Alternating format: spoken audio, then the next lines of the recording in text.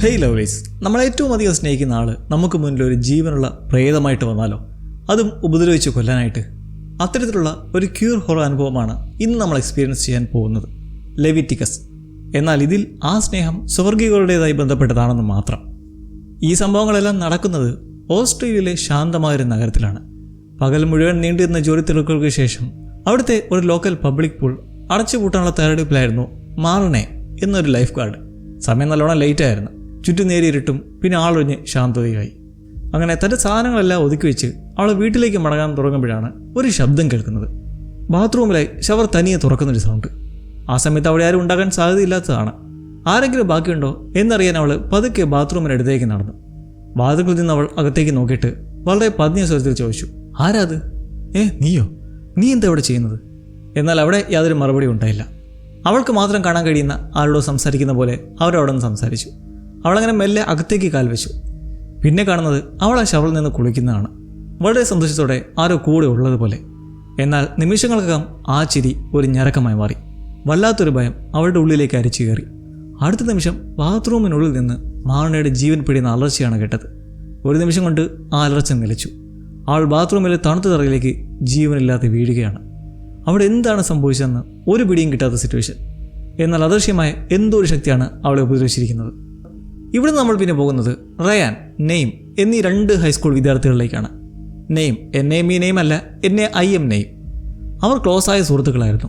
ഒരു ദിവസം കാട്ടിലൂടെ വെറുതെ നടക്കുകയായിരുന്നു അവർ. അങ്ങനെ പ്രകൃതി ആസ്വദിച്ച് നടക്കുന്നതിനിടയിൽ നെയിം ഒരു കാഴ്ച കണ്ടു. ഒരു പാമ്പ് ഒരു തവളയെ വിഴുങ്ങാൻ ശ്രമിക്കുന്നു.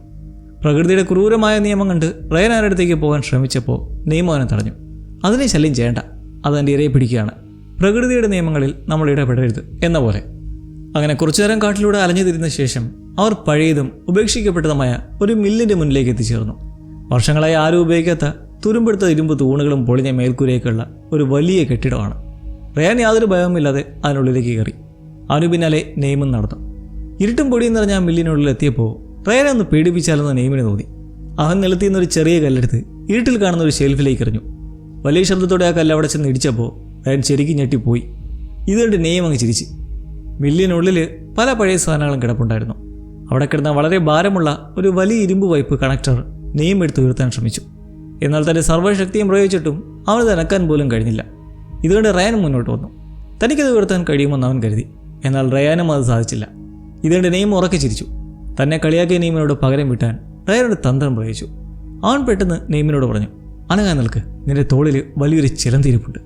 ഇത് കേട്ട നെയിം ഭയന്ന് അനങ്ങാതെ നിന്നപ്പോൾ റയാൻ ഓടി വന്നിട്ട് അവൻ്റെ മുഖത്ത് പതുക്കെ തട്ടി. തന്നെ പറ്റിച്ചാണെന്ന് മനസ്സിലായപ്പോൾ നെയിമിന് ദേഷ്യം വന്നു. അവൻ റയാനെ ചീത്ത വിളിക്കുകയും അവനെ തള്ളിയിടുകയും ചെയ്തു. ഇരുവരും തമ്മിൽ തമാശയ്ക്ക് ഒരു ചെറിയ പിടിവലി തന്നെ അവിടെ നടന്നു. എന്നാൽ ആ പിടിവലിക്കിടയിൽ തികച്ചും അപ്രതീക്ഷിതമായൊരു കാര്യമാണ് സംഭവിച്ചത്. റയാൻ പെട്ടെന്ന് നെയിമിനെ ചുംബിച്ചു. ഒരു നിമിഷം നെയിം സ്തംഭിച്ചുപോയി. എന്ത് ചെയ്യണമെന്നറിയാതെ നിന്നവൻ അടുത്ത നിമിഷം തിരിച്ചും ചുംബിച്ചു. അവനുള്ളിലെ സെക്ഷുവാലിറ്റി അവൻ തിരിച്ചറിഞ്ഞൊരു മൊമെന്റ് കൂടിയായിരുന്നു അത്. എന്നാൽ അവിടെ ഉണ്ടായിരുന്ന ഒരു പഴയ കണ്ണാടിയിൽ തങ്ങളുടെ പ്രതിരൂപം കണ്ടപ്പോൾ നെയിമിന് പെട്ടെന്ന് യാഥാർത്ഥ്യബോധം തിരികെ വന്നു. അവൻ്റെ ഉള്ളിൽ വല്ലാത്തൊരു ഭയവും തോന്നി. സമൂഹം ഇതിനെ എങ്ങനെ കാണും എന്ന ചിന്ത അവനെ അലട്ടി. അവൻ റയാനിൽ നിന്ന് അകന്നു മാറി. നമുക്ക് ഇവിടുന്ന് പോകാം എന്ന് പറഞ്ഞു. അങ്ങനെ തിരികെ പോകുന്ന വഴിയിൽ നെയിം റയാനോട് ചോദിച്ചു, നീ എന്താ സ്കൂളിൽ വെച്ചപ്പോഴും എന്നെ കണ്ടില്ല എന്നടിക്കുന്നത്? അവിടെ വെച്ച് എന്നോട് നീ മിണ്ടാത്ത എന്താ? നമ്മൾ രണ്ടുപേരും മാത്രമുള്ളപ്പോൾ തികച്ചും ഇങ്ങനെ വ്യത്യസ്തനായി പെരുമാറുന്നത് എന്തുകൊണ്ടാണ്? എന്നാൽ ഇതെല്ലാം കേട്ട് റയാൻ നിഷേധിച്ചു. ഞാൻ നിന്നെ അങ്ങനെയൊന്നും ഇഗ്നോർ ചെയ്യാറില്ലല്ലോ, അവൻ പറഞ്ഞു. എന്നാൽ നെയിമിനത് വിശ്വാസമായില്ല. അവർ ആ മില്ലിനെക്കുറിച്ച് സംസാരിച്ചു. ഇതവിടെ രഹസ്യ സങ്കേതമായിരിക്കണമെന്നും ഇതേക്കുറിച്ച് ആരോടും പറയുമെന്നും അവർ പരസ്പരം സത്യം ചെയ്തു. അങ്ങനെ നടന്ന് പരസ്പരം അവർ യാത്ര പറഞ്ഞ് പിരിഞ്ഞു. പിറ്റേന്ന് രാവിലെ നെയിമിൻ്റെ അമ്മ ആർലൈൻ വളരെ വിശ്വാസമുള്ളൊരു സ്ത്രീയായിരുന്നു. അവർ അവനെയും കൂട്ടി അവിടുത്തെ പള്ളിയിലേക്ക് പോയി. പാസ്റ്റർ റോഡായിരുന്നു അന്ന് കുർബാന നടത്തിയിരുന്നത്. വിവാഹത്തിന് മുമ്പേ ഗർഭിണിയായ ഒരു യുവതിയെക്കുറിച്ച് പാസ്റ്റർ സംസാരിക്കുകയായിരുന്നു. മാതാപിതാക്കളുടെ ഉത്തരവാദിത്തങ്ങളെക്കുറിച്ചും പാപങ്ങളെക്കുറിച്ചും അദ്ദേഹം ദീർഘമായി പ്രസംഗിച്ചു. എന്നാൽ നെയിമിൻ്റെ ശ്രദ്ധ പ്രസംഗത്തിലായിരുന്നില്ല. പള്ളിയുടെ മറ്റൊരു വശത്തിരിക്കുന്ന റയാനിലായിരുന്നു അവൻ്റെ കണ്ണുകൾ. പ്രാർത്ഥനയ്ക്ക് ശേഷം നെയിം തൻ്റെ അമ്മയോട് ചോദിച്ചു, ആ കുട്ടിയുടെ അമ്മയ്ക്ക് എത്ര വയസ്സുണ്ടാകുമെന്നാണ് അമ്മ കരുതുന്നത്? അതിന് ആർലൈൻ മറുപടി നൽകിയത് ഒരുപക്ഷെ 12 വയസ്സ് കാണും എന്നാണ്. അപ്പോഴാണ് പാസ്റ്ററായ റോഡ് അവർക്കരിയിലേക്ക് വരുന്നത്. നെയിമും അമ്മയും ആ നഗരത്തിലേക്ക് പുതുതായി വന്നവരായതുകൊണ്ട് അദ്ദേഹം അവരെ പരിചയപ്പെടാൻ വന്നതായിരുന്നു. സംസാരത്തിനിടയിൽ അദ്ദേഹം തൻ്റെ മകൻ ഹണ്ടറെക്കുറിച്ച് പറഞ്ഞു. നെയിമിൻ്റെ കൂടെ പഠിക്കുന്ന കുട്ടിയാണ് ഈ ഹണ്ടർ. സംസാരിച്ച് പിരിയുമ്പോൾ പാസ്റ്റർ അർലീനോട് പറഞ്ഞു, നിങ്ങളെന്തായാലും നിങ്ങളുടെ ജീവിതം വൈകാതെ തന്നെ ഈ പള്ളിയിലെ മറ്റു വിശ്വാസങ്ങളുമായി പങ്കുവയ്ക്കുമെന്ന് ഞാൻ കരുതുന്നു. അർലീൻ ഇത് കേട്ട് അതിന് സമ്മതം മൂളുകയും ചെയ്തു. അങ്ങനെ പിറ്റേ ദിവസം നെയിമും റയാനും വീണ്ടും ആ പഴയ മില്ലിൽ കണ്ടുമുട്ടി. സമയം വൈകുന്നേരമായിരുന്നു. നല്ല ചെക്കച്ചവന്ത ആകാശം. നെയിം റയാനോട് തൻ്റെ അമ്മയെക്കുറിച്ച് സംസാരിക്കാൻ തുടങ്ങി. അന്നൊരിക്കൽ നടന്നൊരു സംഭവം അവൻ വിവരിച്ചു. ദൂരെ നിന്ന് ഒരു ഐസ്ക്രീം വണ്ടിയുടെ ബെല്ല് കേട്ടപ്പോൾ അമ്മ പറഞ്ഞത്, ദൈവം നിനക്കായി മണിയടിക്കുകയാണ് നെയിം, നീ അത് കേൾക്കുന്നില്ലേ എന്നാണ്. എന്നാൽ അതിന് താൻ നൽകി മറുപടി, അമ്മേ നിങ്ങളുടെ അന്ധവിശ്വാസങ്ങൾ കേട്ട് എനിക്ക് മടുത്തു, അതൊരു ഐസ്ക്രീം വണ്ടി മാത്രമാണ് എന്നാണെന്ന് നെയിം പറഞ്ഞു. അപ്പോൾ അമ്മ പറഞ്ഞത്, ഒരു ദിവസം നീ കാണാൻ കഴിയാത്ത കാര്യങ്ങളെ വിശ്വസിച്ച് തുടങ്ങും എന്നാണ്.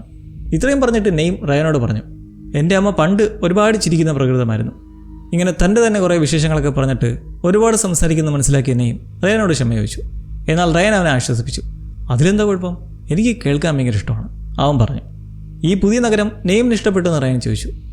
അതിനവൻ നൽകിയ മറുപടി തനിക്കിഷ്ടമല്ലെങ്കിലും തൻ്റെ അമ്മയ്ക്ക് ഇഷ്ടമായി, അതുകൊണ്ട് ഇനി ഇവിടെ തന്നെ കാണുമെന്നായിരുന്നു. അടുത്ത ദിവസം പള്ളിയിൽ വെച്ച് ആർലീൻ തൻ്റെ അനുഭവങ്ങൾ വിശ്വാസികളോട് പങ്കുവച്ചു. തൻ്റെ ഭർത്താവിൻ്റെ മരണശേഷം താൻ അനുഭവിച്ച ഏകാന്തതയെക്കുറിച്ചും ആ വലിയ വീട്ടിലെ ഭയപ്പെടുത്തുന്ന നിശബ്ദതയെക്കുറിച്ചും അവർ വാചാലായി. ആ നിശബ്ദതയിൽ താൻ യേശുവിനെ കണ്ടെത്തിയെന്നും യേശുവാണ് തന്നെ ആശ്വസിപ്പിച്ചതെന്നും അവർ പറഞ്ഞു. പള്ളിയിലുള്ളവർ അത് വളരെ ഭക്തിയോടെയാണ് കേട്ടിരുന്നത്. അങ്ങനെ സ്കൂൾ കഴിഞ്ഞുള്ളൊരു സമയം നെയിം തൻ്റെ സഹപാഠിയായ ഹണ്ടറിൻ്റെ വീട്ടിലേക്ക് പോയി. എന്നാൽ അവിടെ അവനെ കാത്തിരുന്നത് തികച്ചും അപ്രതീക്ഷിതമായൊരു കാഴ്ചയായിരുന്നു. വീടിൻ്റെ പിൻവശത്ത് ഹണ്ടറും റയാനും തമാശ പറഞ്ഞ് കളിക്കുന്നതാണ് അവൻ കണ്ടത്. അവർ പരസ്പരം കല്ലുകളെറിഞ്ഞ് കളിക്കുകയായിരുന്നു. എന്നാൽ പെട്ടെന്ന് അടുത്തേക്ക് വന്നിട്ട് പരസ്പരം ചുംബിക്കാൻ തുടങ്ങി. ആ ഒരു കാഴ്ച നെയിമിൻ്റെ ഹൃദയം തകർത്തു. താൻ ഏറ്റവും കൂടുതൽ വിശ്വസിച്ച, സ്നേഹിച്ച റയാൻ തന്നെ വഞ്ചിച്ചിരിക്കുന്നു എന്ന് യാഥാർത്ഥ്യം അവൻ ഉൾക്കൊള്ളാൻ കഴിഞ്ഞില്ല. സങ്കടവും ദേഷ്യവും അവനിൽ തിളച്ചു മറിഞ്ഞു. അവൻ അവിടെ നിന്ന് കരഞ്ഞുകൊണ്ട് ഓടി. തനിക്കുണ്ടായ വേദനകൾക്ക് കാരണക്കാരായ അവരോട് പകരം വീട്ടണമെന്ന് അവൻ തീരുമാനിച്ചു. കുറച്ച് സമയത്തിന് ശേഷം തൻ്റെ ധൈര്യം സംഭരിച്ച് നെയിം വീണ്ടും ഹണ്ടറിൻ്റെ വീട്ടിലേക്കെത്തി. ഇത്തവണ അവൻ പാസ്റ്റർ റോഡിനെയാണ് കണ്ടത്. റോഡ് അവനോട് കുടിക്കാൻ എന്തെങ്കിലും വേണമെന്ന് ചോദിച്ചു. എന്നാൽ തനിക്ക് കുറച്ച് സംസാരിക്കാനുണ്ടെന്ന് നെയിം പറഞ്ഞു. റോഡ് അങ്ങനെ തൻ്റെ മകളെ ഇസിയോട് മുറിയിലേക്ക് പോകാൻ ആവശ്യപ്പെട്ടു. അങ്ങനെ ആരുമില്ലെന്ന് ഉറപ്പുവരുത്തിയ ശേഷം നെയിം ആ വലിയ രഹസ്യം പാസ്റ്ററോട് പറഞ്ഞു. അതായത് റയാനും ഹണ്ടറും തമ്മിലുള്ള ആ ഒരു ബന്ധത്തെക്കുറിച്ച് അവനെല്ലാം തുറന്നു പറഞ്ഞു. എന്നാൽ താനാണ് ഇത് പറഞ്ഞതെന്ന് ആരോടും പറയരുതെന്ന് അവൻ പാസ്റ്ററോട് അപേക്ഷിക്കുകയും ചെയ്തു. ഇതോടെ എന്തുണ്ടാകുന്നു, പിറ്റേ ദിവസം ഈ വിവരം പറഞ്ഞ പാസ്റ്റർ റോഡ് ഒരു വിശ്വാസ ചികിത്സകനെ, അതായത് ഡെലിവറൻസ് ഹീലറെ വീട്ടിലേക്ക് കൊണ്ടുവന്നു. ഹണ്ടറിനെയും റയാനെയും അവിടെ ഈ സ്വർഗാനുരാഗത്തിൽ നിന്ന് മോചിപ്പിക്കാൻ അത്തരം പ്രാർത്ഥനകൾക്ക് കഴിയുമെന്നായിരുന്നു പാസ്റ്ററുടെ വിശ്വാസം. എന്നാൽ ആ സമയത്ത് ഈ ഹണ്ടർ റയാനോട് ദേഷ്യത്തോടെ പതുക്കെ പറഞ്ഞു, എൻ്റെ അച്ഛൻ പള്ളിയിലെ ഈ പൊട്ടന്മാരെ വിശ്വാസികളെ കാണിക്കാൻ വേണ്ടി മറ്റൊരു നാടൻ കൂടി കളിക്കുകയാണ്. അങ്ങനെ പാസ്റ്ററെ അവൻ പരിഹസിച്ച് നിൽക്കെ വൈകാതെ ആ മുറിയിലേക്ക് വിശ്വാസ ചികിത്സകൻ വന്നു. അദ്ദേഹം കുട്ടികളോട് ചോദിച്ചു, നിങ്ങൾക്ക് ഇപ്പോൾ എന്തെങ്കിലും പ്രത്യേകമായി അനുഭവപ്പെടുന്നുണ്ടോ? ഹണ്ടർ മറുപടി പറഞ്ഞു, എനിക്ക് നല്ല തണുപ്പ് അനുഭവപ്പെടുന്നു. അവൻ ചുമ്മാ കളിയാക്കുമെന്ന് മനസ്സിലാക്കി അദ്ദേഹം അവരോട് പ്രകാശത്തിലേക്ക് നോക്കാൻ ആവശ്യപ്പെടുകയും പ്രാർത്ഥന തുടങ്ങുകയും ചെയ്തു. ഒരുതരം ആചാരമെന്ന പോലെ. നിന്റെ വിശുദ്ധാഗ്നിയുടെ ശക്തിയാൽ അശുദ്ധമായതിനെ പുതിയതാക്കുക. കർത്താവെ, 2 അഗ്നികളുണ്ട്, ഒന്ന് അശുദ്ധമാക്കാനും മറ്റൊന്ന് നവീകരിക്കാനും. അഹരോന്റെ പുത്രന്മാർ തങ്ങളെ തന്നെ പ്രസാദിപ്പിക്കാൻ അഗ്നി കൊണ്ടുവന്നു. അവർ ഇഷ്ടമുള്ളതുപോലെ ആരാധിച്ചു. അതിനാൽ ന്യായവിധിയുടെ തീ അവരിൽ വീണു. അദ്ദേഹം ഇങ്ങനെ ഉച്ചത്തിൽ മന്ത്രങ്ങൾ ജപിക്കാൻ തുടങ്ങി. പ്രാർത്ഥനകൾ തുടരുന്നതിനിടയിൽ തികച്ചും ഭയാനകമായ കാഴ്ചയാണ് അവിടെ നടന്നത്. പ്രാർത്ഥിച്ചിട്ട് ഒരു ലൈറ്റർ കത്തിച്ചതും വൈകാതെ ഹണ്ടറിൻ്റെയും റയാൻ്റെയും ശരീരങ്ങൾ അനിയന്ത്രിതമായി വിറയ്ക്കാൻ തുടങ്ങി. അവർ വേദന കൊണ്ട് പൊളയുകയായിരുന്നു. ഇത് കണ്ടുകൊണ്ടിരുന്ന നെയ്മിന് താൻ ചെയ്യേണ്ട തെറ്റിൻ്റെ വ്യാപ്തി മനസ്സിലായി. തൻ്റെ പ്രതികാരം കാരണം അവരനുഭവിക്കുന്ന വേദന കണ്ട് അവൻ സഹിക്കാൻ കഴിഞ്ഞില്ല. കുറ്റബോധത്തിൽ അവൻ പതുക്കെ അവിടെ നിന്ന് ഇറങ്ങി പോവുക വരെ ചെയ്തു. എന്തായാലും നൊരയും പതിയൊക്കെ വന്നിട്ട് വളരെ ഭീകരമായ സിറ്റുവേഷനായിരുന്നു അവിടെ അരങ്ങേറിയത്. പിറ്റേന്ന് സ്കൂളിൽ റയാനെ കടുത്ത മാനസിക പീഡനം അനുഭവിക്കേണ്ടി വന്നു. അവൻ്റെ കൂടെയുള്ള പിള്ളേരൊക്കെ അവനെ ക്രൂരമായി പരിഹസിച്ചു. ലാബിൽ ഡിസെക്ട് ചെയ്യാൻ വെച്ചിരുന്ന തവളകളെ അവരവൻ്റെ മേലേക്ക് എറിഞ്ഞു. ഇതെല്ലാം കണ്ട് നെയ്മിനെ കൂടുതൽ സങ്കടപ്പെടുത്തി. പിന്നീട് അന്ന് വൈകുന്നേരം ഒരു കൺവീനിയൻസ് സ്റ്റോറിനടുത്ത് വെച്ച് നെയ്ം റയാനെ പോയി കണ്ടു. റയാൻ്റെ അവസ്ഥ കണ്ട് നെയ്ം ചോദിച്ചു, നിനക്ക് കുഴപ്പമൊന്നുമില്ലല്ലോ അല്ലേ? എന്നാൽ റയാൻ ഭയപ്പെടാതെ ചുറ്റും നോക്കി. നീ ഇവിടെ നിൽക്കണ്ട, നീ എൻ്റെ കൂടെ നിൽക്കുന്നതിൻ്റെ അമ്മ കണ്ട അവർ നിന്നെക്കുറിച്ചുള്ള സത്യം അറിയും, അവൻ പറഞ്ഞു. അങ്ങനെ അവിടെ നരിശത്തോടെ ഇറങ്ങിപ്പോയ റയാനെക്കുറിച്ച് വല്ലാത്ത ആശങ്ക തോന്നി നെയ്ം അവനെ അന്വേഷിച്ച് റയാൻ്റെ വീട്ടിലേക്ക് തന്നെ എത്തി. വീടിൻ്റെ പിൻവശത്ത് റയാൻ നിൽക്കുന്ന അവൻ കണ്ടു. എന്നാൽ റയാൻ ആരോടോ സംസാരിച്ചുകൊണ്ടിരിക്കുകയായിരുന്നു. നെയ്ം ചുറ്റും നോക്കി. അവിടെ മറ്റാരുമില്ലായിരുന്നു. റയാൻ ശൂന്യതയോട് സംസാരിക്കുന്നത് കണ്ട് നെയ്ം അമ്പരന്നു. അവനാകട്ടെ, നമുക്ക് ഇവിടെ വെച്ച് സംസാരിക്കാൻ കഴിയില്ല, ആളുകൾ കാണും. നമുക്ക് സ്കേറ്റിംഗ് റിങ്ങിലേക്ക് പോകാൻ കഴിയില്ല, അവിടെ ഒരുപാട് ആളുകളുണ്ട് എന്ന് റയാൻ പറയുന്ന നെയ്ം കേട്ടു. ഇങ്ങനെ ഒറ്റയ്ക്ക് നിന്ന് സംസാരിക്കുന്നുണ്ട്, ഇതിലെന്തോ വലിയ ദുരൂഹതയുണ്ടെന്ന് മനസ്സിലാക്കിയ നെയ്ം റയാനെ രഹസ്യമായി പിന്തുടർന്നു. ഒടുവിൽ റയാൻ ഒരു ഫോട്ടോ ബൂത്തിനകത്തേക്ക് കയറി. നെയ്ം പതുക്കെ അവിടെ എത്തി. ബൂത്തിൽ നിന്ന് പുറത്തുവന്ന ഫോട്ടോകൾ അവൻ പരിശോധിച്ചു. ആ ഫോട്ടോകളിൽ റയാൻ ഒറ്റയ്ക്കായിരുന്നു, പക്ഷെ അവൻ്റെ ചേഷ്ടകളൊക്കെ കൂടെ ആരോ നിൽക്കുന്ന പോലെ. അവൻ ഇത്ര നേരം സംസാരിച്ചുകൊണ്ടിരുന്നത് ആരോടാണ്? നെയ്മിനൊന്നും മനസ്സിലായില്ല. പെട്ടെന്ന് ബൂത്തിനകത്ത് നിന്ന് റയാൻ്റെ ഭയാനകമായ അലർച്ച കേട്ടു. നെയ്ം അതെന്താണ് നോക്കാനായിട്ട് ഉള്ളിലേക്ക് കടക്കുന്നതും എന്തോ ഒരു അദൃശ്യശക്തി അവനെ ഇടിച്ചു തെറിപ്പിക്കുന്നു. പിന്നാലെ ഭയം നിറച്ചുകൊണ്ട് റയൻ പുറത്തേക്ക് ഓടി വന്നു. രക്ഷപ്പെടാൻ ശ്രമിക്കുന്നതിനിടയിൽ അവൻ നെയ്മിനെ കണ്ടു. റയൻ ദേഷ്യത്തോടെയും അതിലേറെ ഭയത്തോടെയും അവനോട് വിളിച്ച് പറയുകയാണ്, ഇത് നീ ആയിരുന്നല്ലേ? നീ എന്തിനാ എന്നെ പിന്തുടരുന്നത്? ദയവിച്ച് എന്നെ വെറുതെ വിട്, ഞാനിത് ആരോടും പറയില്ല. ഇതെല്ലാം കേട്ട് റയൻ എന്താണ് ഉദ്ദേശിക്കുന്നത് നെയ്മിന് മനസ്സിലായില്ല. പക്ഷേ എന്തൊക്കെയോ വലിയ പ്രശ്നങ്ങളുണ്ടെന്ന് മാത്രം മനസ്സിലായി. ഈ സംഭവങ്ങളെ ചുരുളടിക്കാൻ നേരെ ഹണ്ടർ ജോലി ചെയ്യുന്ന ഗ്യാസ് സ്റ്റേഷനിലേക്ക് പോയി. അങ്ങനെ അന്ന് ആ ഡെലിവറൻസ് ചികിത്സ ചെയ്തത് എന്താണെന്ന് അവൻ ഹണ്ടറിനോട് ചോദിച്ചു. ഹണ്ടർ വളരെ നിസ്സാരമായി പറഞ്ഞു, ആ ചികിത്സകൻ ഇതിനു മുമ്പ് പല കുട്ടികളിലും ഈ കർമ്മം ചെയ്തിട്ടുണ്ട്. അതിലൊരുത്തനിപ്പോൾ വിവാഹം കഴിച്ച കുട്ടികളുമായി ജീവിക്കുന്നുണ്ട്. ഇതിൽ ശരിക്കും എന്തെങ്കിലും ബലമുണ്ടോ എന്ന് നെയ്ം ചോദിച്ചു. അപ്പോഴാണ് ഹണ്ടർ ആ ഞെട്ടിക്കുന്ന സത്യം പറഞ്ഞത്. ആ ഒരു പ്രാർത്ഥനയ്ക്ക്, ആ ഒരു റിച്വലിന് ശേഷം റയൻ എല്ലാ ദിവസവും രാത്രി ഇവിടെ ഒന്ന് എൻ്റെ നേരെ കല്ലെറിയും. പക്ഷേ ഞങ്ങൾ വേറൊന്നും സംസാരിക്കാറില്ല. പക്ഷേ ഇതാരും വിശ്വസിക്കുന്നില്ല. ഹണ്ടർ സങ്കടത്തോടെ പറഞ്ഞു, എന്തുകൊണ്ടാണ് ആരും എന്നെ വിശ്വസിക്കാത്തത്? അങ്ങനെ അന്ന് രാത്രി ഗ്യാസ് സ്റ്റേഷൻ അടയ്ക്കുന്ന സമയത്ത് നെയ്ം രഹസ്യമായി സ്റ്റോണിൽ ഒളിച്ചിരുന്നു. ഹണ്ടർ കടപൊട്ടി പുറത്തിറങ്ങുന്നത് അവൻ കണ്ടു. പെട്ടെന്ന് ഇരുട്ടിൽ നിന്ന് ആരോ ഹണ്ടറിന് നേരെ കല്ലെറിഞ്ഞു. ഹണ്ടർ ആ കല്ലെടുത്ത് വന്ന ദിക്കിലേക്ക് തന്നെ തിരിച്ചറിഞ്ഞു. എന്നാൽ അടുത്ത നിമിഷം തികച്ചും അവിശ്വസനീയമായ ഒരു കാര്യമാണ് സംഭവിച്ചത്. കാണാൻ കഴിയാത്ത ഏതൊരു അമാനുഷിക ശക്തി ഹണ്ടറിൻ്റെ കഴുത്തിൽ പിടിച്ചു ഉയർത്ത്. അവൻ ശ്വാസം കിട്ടാതെ പിടാൻ തുടങ്ങി. ഇതിൻ്റെ ഭയന്നുപോയെന്നെയും സ്റ്റോണിൻ്റെ പൂട്ടിയിട്ട് വാതിൽ തുറക്കാൻ ശ്രമിച്ചു. എന്നാൽ അവനതിന് കഴിഞ്ഞതേയില്ല. പൊടുതിനെ ആ ഒരു അദൃശ്യ ശക്തി ഹണ്ടറിനെ വലിച്ച് കാട്ടിനുള്ളിലേക്ക് കൊണ്ടുപോയി. ഒരുപാട് നേരത്തെ പരിശ്രമത്തിന് ശേഷം നെയ്ം വാതിൽ തുറന്ന് പുറത്തെത്തിയപ്പോഴേക്കും എല്ലാം കഴിഞ്ഞിരുന്നു. പിന്നെ നമ്മൾ കാണുന്നത് കാട്ടിലായി ഹണ്ടറിൻ്റെ തലയാണ്. അവൻ ക്രൂരമായി മരണപ്പെട്ട് കിടക്കുകയായിരുന്നു. നടന്നെല്ലാം കണ്ട് ഭയം കൊണ്ട് കുറച്ച് നെയ്ം നേരെ പോലീസ് സ്റ്റേഷനിലേക്ക് ഓടി. അവിടെ ഉണ്ടായിരുന്ന വനിതാ ഓഫീസറോട് താൻ കണ്ട കാര്യങ്ങളെല്ലാം അവൻ വിശദീകരിച്ചു. എന്നാൽ അവരതൊന്നും വിശ്വസിച്ചില്ല. അവന് കുടുംബത്തിൽ എന്തെങ്കിലും പ്രശ്നങ്ങളുണ്ടോയെന്നും മാനസിക സമ്മർദ്ദം കാരണം ഇല്ലാത്ത കാര്യങ്ങൾ കാണുന്നതായി തോന്നുന്നതാണെന്നൊക്കെ അവർ പറഞ്ഞു. എന്നാൽ നെയ്ം അത് സമ്മതിച്ചില്ല.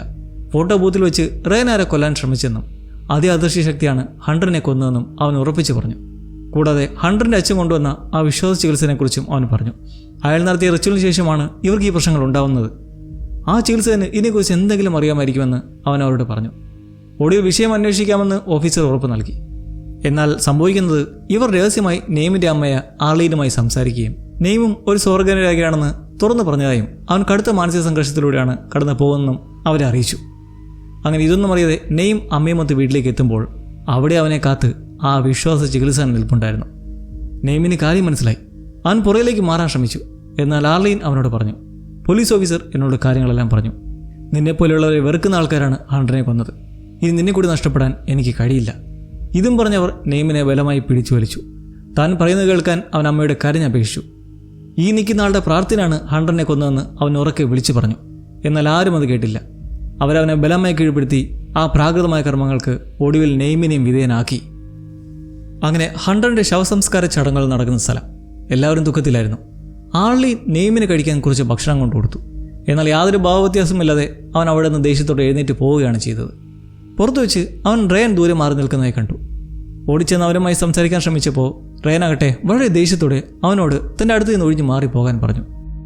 തൻ്റെ അമ്മ തന്നെയും ആ കർമ്മങ്ങൾക്ക് വിധേയനാക്കിയ കാര്യം നെയ്ം റയനോട് പറഞ്ഞു. ഇത് കേട്ടിട്ട് എന്തിനാണ് അവർ നിന്നോട് അങ്ങനെ ചെയ്തത് എന്ന് റയൻ ചോദിച്ചു. ഇതിനവൻ്റെ മറുപടിയോ, ഈ ഒരു ടൗണിലേക്ക് വന്ന മുതൽ യാഥാർത്ഥ്യങ്ങളെ നേരിടാൻ എൻ്റെ അമ്മയ്ക്ക് കഴിയുന്നില്ല. അങ്ങനെ പരസ്പരം കുറച്ച് ശാന്തമാക്കി നെയ്ം റയനെ ചുംബിച്ചു. എന്നാൽ പെട്ടെന്ന് റയൻ്റെ ഭാവം മാറി. അവൻ നെയ്മിൻ്റെ കഴുത്തിൽ പിടിച്ച് ഞെരിക്കാൻ തുടങ്ങി. ശ്വാസം കിട്ടാതെ പെടുന്ന നെയ്ം ഒരു വിധത്തിൽ അവിടെ നിന്ന് രക്ഷപ്പെട്ട് ഓടിയണച്ചെത്തുമ്പോൾ ഒരു കാഴ്ച കണ്ടു. സാക്ഷാൽ റയൻ ഹണ്ടറിൻ്റെ വീട്ടിൽ നിന്ന് പുറത്തേക്ക് വരുന്നു. അപ്പോൾ തന്നെ ഞെരിച്ചുകൊണ്ടിരുന്നത് യഥാർത്ഥ റയാനല്ല, അതൊരു പിശാചായിരുന്നു, ഒരു പ്രേതമായിരുന്നു. ഭയന്നുപോയ നെയ്ം അവിടെ നിന്ന് പ്രാണരക്ഷാർത്ഥം ഓടി. യഥാർത്ഥ റയാൻ അവന് പിന്നാലെ ഓടി. എന്നാൽ പിന്നാലെ ഓടിയതിനൊരു കാരണമുണ്ടായിരുന്നു. അവനെ കണ്ടിട്ട് നെയ്ം പേടിച്ചിട്ട് തൻ്റെ അടുത്തേക്ക് വരുന്ന അലറി. അപ്പോൾ റയാൻ ചോദിച്ചു, നീ കണ്ടല്ലേ, ഒടുവിൽ നിനക്കും കാണാൻ തുടങ്ങിയല്ലേ, അതെങ്ങനെയിരിക്കും? അങ്ങനെ നിൽക്കുകയാണ് ഹണ്ടറിൻ്റെ സിസ്റ്ററായ ഇസി അവിടേക്ക് ഓടിയെത്തിയത്. അവളിതെല്ലാം കണ്ട് പേടിച്ചിട്ട് നെയ്മിനോട് ചോദിച്ചു, അപ്പോൾ നിന്നോടോ ചെയ്തു അല്ലേ? നെയ്ം അതേം തലവിൽക്കി. അങ്ങനെ അവൾ ഒറ്റയ്ക്കായപ്പോൾ ഇസി ഒരു കാര്യം പറഞ്ഞു. അവൾ ക്യാമ്പിൽ പോയപ്പോൾ കേട്ട ഒരു കഥ. മാർനെ, ജസീക്ക എന്നീ 2 പെൺകുട്ടികൾ ഒരിക്കലും ഈ വിശ്വാസ ചികിത്സകൻ്റെ അടുത്ത് പോയിരുന്നു. സ്വർഗ്ഗാനുരാഗം തന്നെയായിരുന്നു പ്രശ്നം. എന്നാൽ മാർനെ പിന്നീട് ഒരു ലോക്കൽ സ്വിമ്മിംഗ് പൂൾ വെച്ച് ദുരൂഹ സാഹചര്യത്തിൽ മരണപ്പെട്ടതാണ് കണ്ടെത്തിയത്. അവൾ കാൽ വഴുതി വീണതായിരിക്കുമെന്നാണ് എല്ലാവരും കരുതിയിരുന്നത്. ഇതെല്ലാം കേട്ട് റയൻ ചോദിച്ചു, നീ എന്തിനാ ഇപ്പോൾ ഇതൊക്കെ ഞങ്ങളോട് പറയുന്നത്? അതിന് ഇസി പറഞ്ഞത് തൻ്റെ സഹോദരൻ ഹണ്ടർ ഇതുപോലെ ഒരു രൂപത്തെ കണ്ടിരുന്നുവെന്നും എന്നാൽ അവരത് പറഞ്ഞപ്പോൾ താനത് വിശ്വസിച്ചില്ലായിരുന്നു എന്നുമാണ്. അങ്ങനെ സംസാരിച്ചിരിക്കെ ആ പറഞ്ഞ മാർനെ നമ്മൾ തുടക്കത്തിൽ കണ്ട പെൺകുട്ടിയുടെ കാമുകിയായ ജസീക്കയ്ക്ക് എന്ത് സംഭവിച്ചു തന്നെയും ചോദിച്ചു. അവളാകട്ടെ ഇപ്പോൾ മറയുമില്ല എന്നൊരു ഹോസ്പിറ്റലാണുള്ളതെന്ന് ഇസി പറഞ്ഞു. ഒറ്റയ്ക്കാവുമ്പോൾ അത് വരുമെന്ന് പേടിച്ചിട്ട് ആൾക്കാരുടെ ഇടയ്ക്കാണ് രാവും പകലും അവൾ കഴിച്ചു കൂട്ടുന്നത് എന്ന് പറഞ്ഞു. എന്നാൽ ഇതേക്കുറിച്ച് കൂടുതൽ വിവരങ്ങൾ ചോദിച്ചറിയും മുമ്പേ പാസ്റ്റർ റോഡ് അവിടേക്ക് എത്തി ഈസിയെ വിളിച്ചുകൊണ്ടുപോയി. ഈ അമാനുഷിക ശക്തിയെക്കുറിച്ച് കൂടുതൽ അറിയാൻ നെയ്മും റയാനും ആ പറഞ്ഞ ആശുപത്രിയിലേക്ക് ബസ്സിൽ യാത്ര തിരിച്ചു. യാത്രക്കിടയിൽ നെയ്ം ഇൻ്റർനെറ്റിൽ മാണയുടെ മരണത്തെക്കുറിച്ച് തിരഞ്ഞു. അങ്ങനെ അവൻ ജെസ്സിക്കയുടെ ഒരു ഫോട്ടോ കണ്ടെത്തി. ആശുപത്രിയിലെത്തി അവർ അങ്ങനെ ജെസ്സിക്കയെ കണ്ടുപിടിച്ചു. എന്നാൽ അവൾ ഒരു മരവിച്ച മെൻറ്റാലിറ്റിയിലായിരുന്നു. നിങ്ങൾക്ക് വഴിതെറ്റിയാണോ എന്ന് ജെസ്സിക്ക അവരോട് ചോദിച്ചു. മാറിനെ അറിയാമോ എന്ന് നെയ്ം ചോദിച്ചപ്പോൾ ജെസ്സിക്കയ്ക്ക് ദേഷ്യം വന്നു. അവൾ അവരോട് അവിടെ നിന്ന് പോകാനായിട്ട് പറഞ്ഞു. എന്നാൽ അവർ പിന്മാറാൻ തയ്യാറായിരുന്നില്ല. ഡെലിവറൻസ് ഹീലറെക്കുറിച്ച് അറിയാനാണ് വന്നതെന്ന് നെയ്ം പറഞ്ഞു. അപ്പോൾ ഭയത്തോട് ജെസ്സിക്ക പറഞ്ഞു, നിങ്ങൾ ആ മനുഷ്യനെ കണ്ട ഉടനെ തന്നെ അവിടെ നിന്ന് ഓടി രക്ഷപ്പെടണം. അയാളുടെ അടുത്തേക്ക് യാതൊരു കാരണവശാലും ചെന്ന് പെട്ടേക്കരുത്. എന്നാൽ അവൾ അറിയുന്നില്ലല്ലോ ഈ ഒരു മുന്നറിയിപ്പ് വളരെ വൈകിപ്പോയെന്ന്. തങ്ങളും ആ റിച്വൽ നേരിടേണ്ടി വന്നെന്നും ഇപ്പോൾ അതിൻ്റെ അലട്ടലിലാണ്. അതുകൊണ്ട് എന്താണ് സത്യത്തിൽ ഈ ശക്തി എന്ന് അവർ ചോദിച്ചു. ജെസ്സിക്ക വിശദീകരിച്ചു, അതൊരു രാക്ഷസനാണ്. ഇരകൾ ഏറ്റവും കൂടുതൽ ആഗ്രഹിക്കുന്ന സ്നേഹിക്കുന്ന വ്യക്തിയുടെ രൂപമാണ് അത് സ്വീകരിക്കുക. അതൊരു പക്ഷേ അത് നമ്മുടെ ഏറ്റവും അടുത്ത സുഹൃത്താകാം, ഒരു സിനിമാ താരമാകാം, അല്ലെങ്കിൽ നിങ്ങൾ സ്നേഹിച്ചിരുന്ന ഒരു അധ്യാപകൻ പോലുമാകാം. നിങ്ങളുടെ മനസ്സിലുള്ളത് എന്താണെന്ന് കൃത്യമായി അറിയാം. അതുപോലെ ആ രാക്ഷസൻ ജെസ്സിക്കയെ പോലെ രൂപം മാറിയാണ് മാണയെ കൊന്നതെന്ന് അവർക്ക് മനസ്സിലായി. ഈ ഒരു ദുഷ്ടശക്തിയെ എങ്ങനെ തടയാമെന്ന് റയാൻ ചോദിച്ചപ്പോൾ ഇതിനെ തടയാൻ ആർക്കും കഴിയില്ലെന്ന് ജെസ്സിക്ക തീർത്തു പറഞ്ഞു. കാരണം അത് ഇരയോടൊപ്പം എത്രത്തോളം സമയം ചിലവഴിക്കുന്നുവോ അത്രത്തോളം അത് ആ വ്യക്തിയുടെ യഥാർത്ഥ സ്വഭാവം അനുകരിക്കാൻ തുടങ്ങും. അതുകൊണ്ട് നിങ്ങൾ സ്നേഹിക്കുന്ന ആരെയോ അവളിൽ നിന്ന് മാക്സിമം ഒഴിഞ്ഞു നിൽക്കാൻ പറഞ്ഞ് അങ്ങനെ ജെസ്സിക്കയുടെ നിയന്ത്രണം നഷ്ടപ്പെടാൻ തുടങ്ങിയപ്പോൾ ആശുപത്രിയിലെ സുരക്ഷാ ജീവനക്കാർ വന്ന് അവളെ പിടിച്ചു മാറ്റി. പോകുന്നതിന് മുമ്പ് അവൾ നെയ്മിനോട് വിളിച്ചു പറഞ്ഞു, നിന്റെ സുഹൃത്തിൽ നിന്ന് അകന്നു നിൽക്കുക, നീ കാര്യങ്ങൾ കൂടുതൽ വഷളാക്കിക്കൊണ്ട് തന്നെ ഇരിക്കുകയാണ്. അങ്ങനെ തിരികെ ബസ്സിൽ കയറാൻ നിൽക്കുമ്പോൾ നെയ്ം ഒരു കാഴ്ച കണ്ട് ഞെട്ടി. ബസ്സിൻ്റെ വാതിലിന് പുറത്ത് മറ്റൊരു റയാൻ നിൽക്കുന്നു. വാതിലടഞ്ഞു. ഇന്നേരം ഉള്ളിലുള്ള റയാൻ ഇത് കണ്ട് വേഗം ഡ്രൈവറുടെ വാതിൽ തുറക്കാൻ ആവശ്യപ്പെട്ടു. തങ്ങളുടെ കൂടെയുള്ള ഒരാൾ പുറത്താണെന്ന് പറഞ്ഞു. എന്നാൽ നെയ്മാകട്ടെ തൻ്റെ അടുത്തുള്ള റയാനെയും പുറത്ത് മാറി നിൽക്കുന്ന ആ റയാനെയും മാറി മാറി നോക്കി. ഇതിലാരാണ് യഥാർത്ഥ റയാൻ എന്നവന് മനസ്സിലായില്ല. അവൻ അത്ഭുതപ്പെട്ടു പോയി. പൊടുന്നനെ പുറത്തുള്ള റയാൻ പാഞ്ഞ് അടുത്തെത്തിയപ്പോഴേക്കും വാതിൽ തുറന്നപ്പോൾ ആ റയാനെ കാണാനില്ലായിരുന്നു. ഇതോടെ ഇവിടെ ഒരു കാര്യം വ്യക്തമാവുകയായിരുന്നു. നെയ്ം ഏറ്റവും സ്നേഹിക്കുന്ന ആ വ്യക്തി റയാൻ തന്നെയാണ്. അതാണിപ്പോൾ ആ റിച്വലിന് ശേഷം അവൻ ആ രാക്ഷസ രൂപത്തെ ഇങ്ങനെ കാണാൻ കഴിയുന്നത്. അങ്ങനെ യാത്രക്കിടയിൽ നെയ്ം റയാനോട് പറഞ്ഞു, നമ്മൾ ഒരുമിച്ച് നിൽക്കുന്നത് അതിനെ കൂടുതൽ ശക്തമാക്കുകയാണ്. അതുകൊണ്ട് ഞാൻ ഈ നഗരം വിട്ട് പോകണം, എല്ലാം എൻ്റെ തെറ്റാണ്. അങ്ങനെ സംസാരിച്ച് അവിടെ വെച്ച് അവർ പരസ്പരം ചുംബിച്ചു. അവരുടെ സ്നേഹം കൂടുതൽ ശക്തിപ്പെടുകയാണ് ചെയ്തത്. അങ്ങനെ പിറ്റേ ദിവസം സ്കൂളിൽ വെച്ച് റയാൻ നെയ്മിനെ നോക്കി കണ്ണിറക്കി കാണിച്ചു. ശേഷം അവൻ ബാത്റൂമിലേക്ക് പോയി. നെയ്ം അവന് പിന്നാലെ പോകാൻ ശ്രമിച്ചെങ്കിലും അപ്പോഴേക്കും ക്ലാസ് തുടങ്ങാനുള്ള ബെല്ലടിച്ചു. അവൻ നേരെ ക്ലാസ്സിലേക്ക് കടന്നു. എന്നാൽ നിമിഷങ്ങൾക്കകം ബാത്റൂമിൽ നിന്ന് റയാൻ്റെ ഭയാനകമായ ഒരു അലർച്ച കേട്ടു. ഓടിക്കതിച്ചു വന്നിരിക്കുന്നത് നോക്കുമ്പോൾ അവൻ്റെ ചെവി കടിച്ചു പറിച്ച നിലയിൽ ചോര ഒഴുകുന്നതാണ് കണ്ടത്. ഈ ഒരു മൊമെൻറ്റിൽ റയാൻ നെയ്മിനെ ദേഷ്യത്തോടെ നോക്കുന്നുണ്ടായിരുന്നു, അവനാണിത് ചെയ്യുന്ന പോലെ. പിന്നീട് ഒരു ദിവസം പള്ളിയിൽ വെച്ച് ഹണ്ടൻ്റെ മരണം ഇനിയും താങ്ങാൻ കഴിയാത്ത പാസ്റ്റർ റോഡ് പെട്ടെന്ന് പൊട്ടിക്കരയാൻ തുടങ്ങി. അദ്ദേഹത്തിൻ്റെ ഭാര്യ വന്ന് ആശ്വസിപ്പിച്ചെങ്കിലും റോഡിൻ്റെ കണ്ണുകൾ നെയ്മിലായിരുന്നു. തൻ്റെ മകൻ്റെ മരണത്തിന് കാരണം നെയ്മാണെന്ന് അദ്ദേഹത്തിൻ്റെ ആ നോട്ടം വിളിച്ച് പറയുന്നുണ്ടായിരുന്നു. അന്ന് നെയ്ം റയാനോട് പറഞ്ഞു, നമ്മളിനി ഒരിക്കലും കാണാൻ പാടില്ല, ഞാൻ ഈ നാട് വിട്ട് പോകാൻ പോവുകയാണ്. എന്നാൽ റയാൻ അത് സമ്മതിച്ചില്ല. ശരി, നീ ഇവിടുന്ന് പോയാൽ പിന്നെ എന്ത് സംഭവിക്കും? നിനക്കിഷ്ടമുള്ള മറ്റൊരു വ്യക്തിയുടെ രൂപത്തിൽ അത് വീണ്ടും വരും. എനിക്ക് ഈ രാക്ഷസനൊപ്പം ജീവിക്കേണ്ടി വന്നാൽ അത് നിന്റെ രൂപത്തിലായിരിക്കണം എന്ന് ഞാൻ ആഗ്രഹിക്കുന്നു എന്ന് റയാൻ വൈകാരികമായി പറഞ്ഞു. അതായത് അവനിപ്പോൾ ഏറ്റവും കൂടുതൽ ഇഷ്ടപ്പെടുന്നത് നെയ്മിനെയാണ്. അങ്ങനെ ഈ തുറന്ന പറച്ചിലിന് ശേഷം മറ്റൊരു രാത്രി ഇസി നെയ്മിനെയും റയാനെയും ഒരു വിജനമായ സ്ഥലത്തേക്ക് കൂട്ടിക്കൊണ്ടുപോയി. വിശ്വാസ ചികിത്സനെ താൻ കണ്ടെത്തിയെന്നും അദ്ദേഹം അവിടേക്ക് വരുമെന്നും ഇതിനെല്ലാം ഒരു പരിഹാരം അയാൾ കണ്ടെത്തിയിട്ടുണ്ടെന്നും അവരെ പറഞ്ഞു ലഭിച്ചാണ് അവൾ കൂട്ടിക്കൊണ്ടുപോയത്. അങ്ങനെ അവിടേക്ക് എത്തി നിൽക്കുമ്പോൾ ഒരു കാർ ദൂരെ നിന്ന് വരുന്നവർ കണ്ടു. അപ്പോഴാണ് ഇസി തൻ്റെ യഥാർത്ഥ ലക്ഷ്യം വെളിപ്പെടുത്തിയത്. തലേദിവസം ആളുടെ അച്ഛൻ അവർ ഉപേക്ഷിച്ച് പോയിരുന്നു. ഹണ്ടറിന് സംഭവിച്ചാൽ ഞാൻ എന്നെ തന്നെ കുറ്റപ്പെടുത്താൻ നിർത്തണമെന്ന് അദ്ദേഹം പറഞ്ഞു. എന്നിട്ട് നെയ്മിനെ നോക്കി പറഞ്ഞു, നീ കാരണം മാത്രമാണ് അവനെ സംഭവിച്ചത്. നീ ഞങ്ങളുടെ മാതാപിതാക്കളോട് അത് പറഞ്ഞതുകൊണ്ട് മാത്രമാണ് അവർ മരിച്ചത്. അവൾ ദേഷ്യത്തോടെ ഇങ്ങനെയൊക്കെ നെയ്മിനോട് പറഞ്ഞു കേട്ട് റയാൻ ആകെ കൺഫ്യൂഷനായി. അവൻ നെയ്മിനോട് ചോദിച്ചു, ഇവളെന്തായി പറയുന്നത്? കാരണം ഇതിനോടൊപ്പം തന്നെ കാര്യങ്ങൾ ഏകദേശം മനസ്സിലായിരുന്നു. അതായത് ഹണ്ടറും റയാനും തമ്മിലുള്ള ബന്ധം നെയ്മാണ് അവിടെ മാതാപിതാക്കളെ അറിയിച്ചെന്നുള്ളൊരു സത്യം. എന്തായാലും ഇസി അവരെ സഹായിക്കാൻ വന്നതായിരുന്നില്ല. നെയ്മിനോടും റയാനോടും പ്രതികാരം ചെയ്യാൻ അവളുടെ സുഹൃത്തുക്കളെ വിളിച്ചു വരുത്തിയായിരുന്നു അവൾ. അങ്ങനെ ആ സംഘം കാറിൽ നിന്നിറങ്ങി നെയ്മിനെയും റയാനെ ആക്രമിച്ചു. എന്നാൽ റയാൻ അവരുടെ ധീരമായി പൊരുതി. അവൻ ഇസിയുടെ ആ കാറിൽ കയറി അവർക്ക് നേരെ വാഹനം ഓടിച്ചു. അവർ ചിതറി ഓടി. എന്നിട്ട് നെയ്മിനെ വേഗം കാറിൽ കയറ്റി അവിടെ നിന്ന് രക്ഷപ്പെട്ടു. എന്നാൽ റയാൻ ഒരൊറ്റ വാക്ക് പോലും മിണ്ടാതെ ദേഷിച്ചിരിക്കുകയായിരുന്നു. നെയ്മിൻ്റെ ആ ചെയ്തി മനസ്സിലാക്കി. അവനെ വീടിന് മുന്നിൽ കൊണ്ടിറക്കിയതിന് പിന്നാലെ നെയ്ം നടന്ന കാര്യങ്ങൾക്ക് മാപ്പ് ചോദിക്കാൻ ശ്രമിച്ചെങ്കിലും റയാൻ അവനെ തടഞ്ഞു. കാറിൽ നിന്ന് ഇറങ്ങാൻ ആവശ്യപ്പെട്ടത്, എന്നെപ്പോലെ തോന്നിക്കുന്ന എന്തിനെങ്കിലും ഇനി നീ കണ്ട അതിൻ്റെ അടുത്തേക്ക് പോകരുത്, കാരണം അതൊരിക്കലും ഞാനായിരിക്കില്ല. റയൻ ഓർമ്മിപ്പിച്ചു. അതായത് അവൻ ഇനി ഒരിക്കലും നെയ്മിൻ്റെ അടുത്തേക്ക് വരില്ല എന്ന് പറയാതെ പറഞ്ഞിട്ടാണ് പോയത്. അന്ന് രാത്രി നെയ്ം ഉറങ്ങാൻ കിടക്കുമ്പോൾ എല്ലാം അവനെക്കുറിച്ചുള്ള ചിന്തകളായിരുന്നു മനസ്സിൽ. പതിയെ അവൻ ഉറക്കത്തിലേക്ക് വീണു. പെട്ടെന്ന് അവൻ്റെ അരികിൽ ചോര ഒലിപ്പിച്ച് നിൽക്കുന്ന റയൻ്റെ രൂപം അവൻ കണ്ടു. ഭയന്ന് ഞെട്ടിയുണർന്ന് അവൻ ഓടി തൻ്റെ അമ്മയുടെ മുറിയിലേക്കെത്തി. അവളുടെ കട്ടിലിനരികെ തറയിൽ കിടന്നുറങ്ങി. കാരണം ഒറ്റയ്ക്കാകുമ്പോഴാണ് ഇത് വരുന്നെന്നുള്ള ജെസ്സിക്കയുടെ വാക്ക് അവൻ്റെ മനസ്സിലുണ്ടായിരുന്നു. പിറ്റേന്ന് രാവിലെ ഉണരുമ്പോൾ അമ്മയെ കാണാനില്ല. അവൻ പരിഭ്രാന്തനായി പുറത്തേക്ക് ഓടി. ഒടുവിൽ അമ്മയെ കണ്ടെത്തിയതും അവൻ കരഞ്ഞുകൊണ്ട് പറഞ്ഞു, എന്നെ ഇനി ഒരിക്കലും ഒറ്റയ്ക്കാക്കരുത്. ഇതുകൊണ്ട് എന്താ നടക്കുന്നതെന്ന് അമ്മ ചോദിച്ചു. ഇവിടെ ഒരു ശക്തിയുണ്ട്, ആരുമില്ലാത്തപ്പോൾ അത് വരും.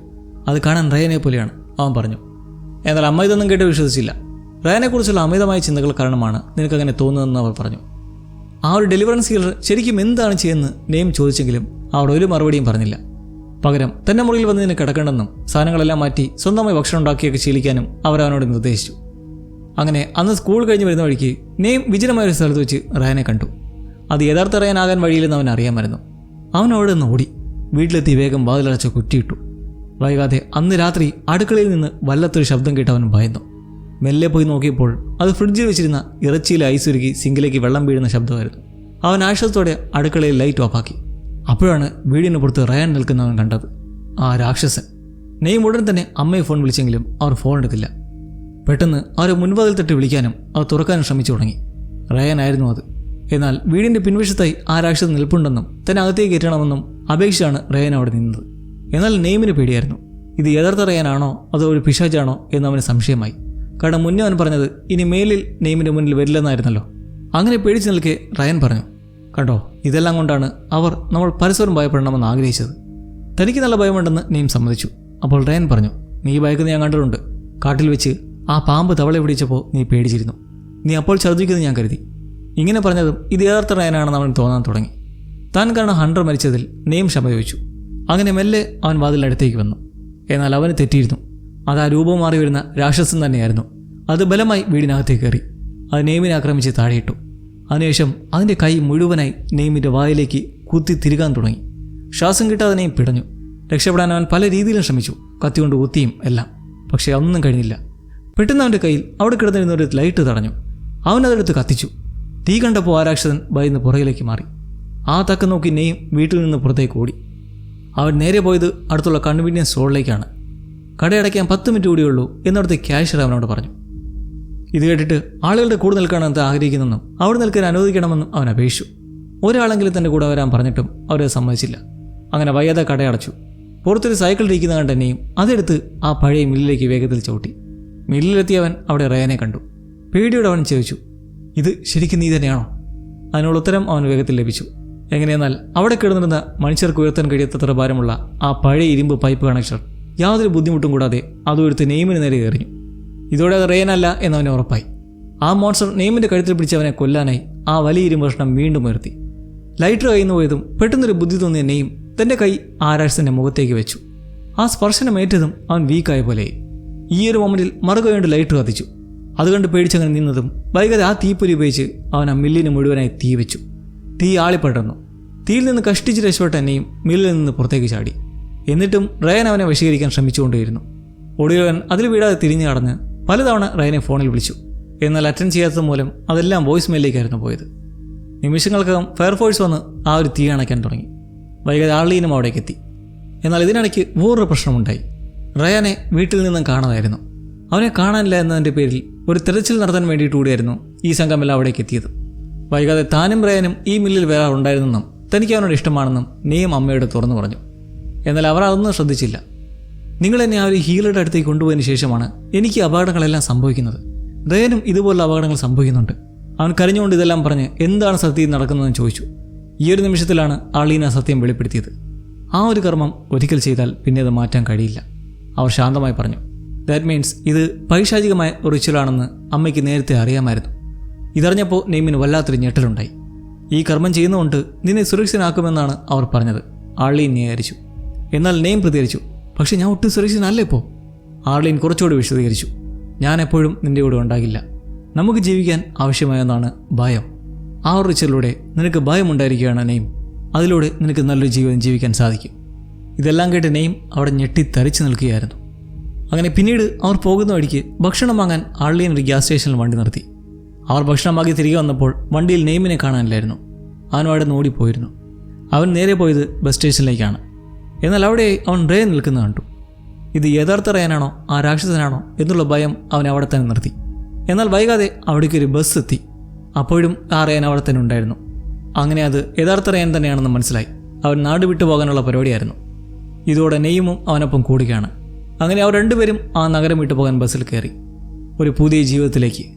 ബസ് മുന്നോട്ട് നീങ്ങിയപ്പോൾ നെയ്ം സന്തോഷത്തോടെ റയാനെ നോക്കി പുഞ്ചിരിച്ചു. എന്നാൽ അവൻ്റെ സന്തോഷം അധികം നേരം നീണ്ടു നിന്നില്ല. ബസ്സിന് പുറത്തായി ദൂരെ അവരെ നോക്കി നിൽക്കുന്ന ആ രാക്ഷസനെ അവൻ കണ്ടു. അതായത് മറ്റൊരു റയാനെ. അവരെവിടെ പോയാലും ആ ഭയം അവരെ വിട്ടുമാറില്ല എന്നവന് മനസ്സിലായി. അങ്ങനെ ഈ ഒരു മൊമെൻറ്റിൽ കഥ ഇവിടെ അവസാനിക്കുമ്പോൾ പൂർണ്ണമായും ഭയവും സങ്കടവും നിറഞ്ഞ ഒരു യാത്രയുടെ അവസാനമാണിത്. എന്നാൽ ഒന്നിനും ഒരു പരിഹാരമാകാതെ ഭയത്തോടെയുള്ള ആ യാത്ര അവിടെ തുടരുകയുമാണ്. അതായത് ഇതിൻ്റെ അർത്ഥം വേറൊന്നുമല്ല, ഭയം മാഞ്ഞു പോകുന്നില്ല, പക്ഷെ അവർ അതിനെ ഒന്നിച്ച് നേരിടാൻ തീരുമാനിക്കുകയാണ്. പ്രധാനമായും ഇതിൽ മതപരമായ ഒരു ട്രോമയുണ്ട്.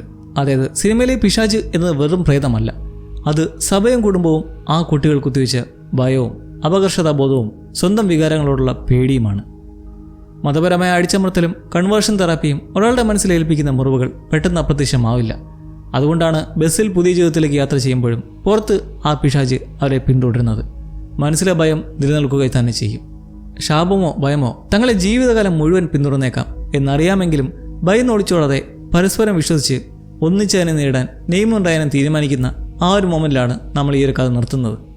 നെയ്മിൻ്റെ തീരുമാനത്തിലുള്ള പ്രധാന കാരണം അമ്മയുടെ വഞ്ചന തിരിച്ചറിഞ്ഞതിൽ നിന്നാണ്. ആർലീൻ മകനെ ആചാരത്തിന് വിധേയാക്കിയത് ഈ ഭീകരശാപത്തെക്കുറിച്ച് വ്യക്തമായി അറിഞ്ഞുകൊണ്ട് തന്നെയാണ്. മകനെ സ്വർഗാനുരാഗത്തിൽ നിന്ന് തടയാൻ ഭയം ആവശ്യമാണ് എന്ന് വിശ്വസിക്കുന്ന അമ്മ ഈ ശാപം ഒരിക്കലും മാറ്റിമറിക്കാൻ കഴിയില്ല എന്ന് വെളിപ്പെടുത്തുന്നത് നമ്മൾ കണ്ടു. ഈ ഒരു വഞ്ചന മനസ്സിലാക്കിയാണ് അവൻ അമ്മയെ അവിടെ നിന്ന് ഉപേക്ഷിച്ച് ഓടിപ്പോകുന്നത് തന്നെ. ആർലീൻ പറഞ്ഞു വെച്ച് ഇനി അങ്ങോട്ടുള്ളവരുടെ ജീവിതത്തിലും ഈ ഒരു ഭീകരമായ സൂപ്പർ നാച്ചുറൽ ശാപം നിലനിൽക്കുക തന്നെ ചെയ്യും. അതായത് മുന്നേ പറഞ്ഞ പോലെ ഒരു അദൃശ്യ എൻറ്റിറ്റി അവരെ പിന്തുടർന്നുകൊണ്ടേയിരിക്കും. ഈ പിശാച് അവരേറ്റവും കൂടുതൽ ആഗ്രഹിക്കുന്ന വ്യക്തിയുടെ രൂപത്തിലാണ് പ്രത്യക്ഷപ്പെടുക. അതായത് നെയ്മിന് മുന്നിൽ അത് റയാൻ്റെ രൂപത്തിലും റയാന് മുന്നിൽ അത് നെയ്മിൻ്റെ രൂപത്തിലും. ഇവർ എപ്പോഴെങ്കിലും ഒറ്റയ്ക്കാകുന്ന സമയത്ത് ഈ പിശാച് വന്ന് അവരെ ആകർഷിക്കുകയും ക്രൂരമായി ശ്വാസം മുട്ടിച്ച് കൊലപ്പെടുത്തുകയും ചെയ്യും. അതിനെ അതിജീവിച്ച് മുന്നോട്ട് പോവുക എന്നൊരു ഓപ്ഷൻ മാത്രമാണ് അവർക്ക് മുന്നിലുള്ളത്. അപ്പോൾ ഇതാണ് ലെവിറ്റിക്കസ്. അപ്പോൾ നിങ്ങൾക്ക് എങ്ങനെ ഉണ്ടായിരുന്നു ഈ ഒരു അനുഭവം എന്ന് പറയാൻ മടിക്കണ്ട. അപ്പോൾ മറ്റൊരു എക്സ്പീരിയൻസുമായി നമുക്ക് വീണ്ടും കാത്തിരുന്ന് കാണാം. Stay tune ലവ്ലീസ്.